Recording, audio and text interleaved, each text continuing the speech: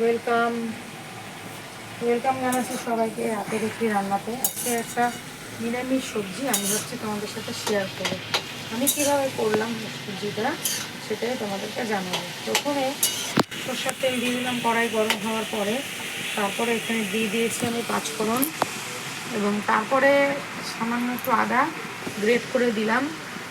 Great করে দিয়ে ভেজে নিয়ে ওটার মধ্যে তোমরা শুকনো লঙ্কা অ্যাড করতে পারো, কিন্তু আমার তরকারি যেহেতু বাচ্চারা খায় তাই আমি কী অ্যাড করি বলো তো, এরকম কাঁচা লঙ্কা অ্যাড করে দিয়ে এটাকে ঢেকে রান্না করব।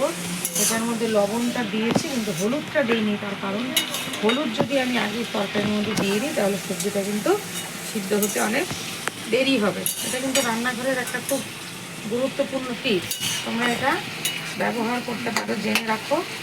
হলুদ যদি আগে দিয়ে দাও তাহলে তরকারিটা সিদ্ধ হতে অনেক টাইম লাগবে। আর এখন একটু এরকম ভেজে নিয়েছি, তারপরে এটাকে এরকম চাপা দিয়ে দেবো। এটাতে আর জল দিব না, একদম চেপে এটাকে সিম করে দিয়ে অল্প আছে এটাকে তরকারিটা তৈরি করবো। নামানোর আগে একটুখানি ধনে পাতা অ্যাড করা যাবে শীতকালে, তাহলে সবজিটা আরও ভালো হবে। এইভাবে তোমরা বাড়িতে ট্রাই করতে পারো, এবং এরকম মজাদার রেসিপি তোমরা আমার চ্যানেলে পেয়ে যাবে। আর যদি আমার ভিডিওটা তোমাদের ভালো লাগে তাহলে অবশ্যই তোমরা কী করবে, লাইক, কমেন্ট, শেয়ার এবং আমার চ্যানেলটাকে সাবস্ক্রাইব করবে। Tata, bye bye, good night.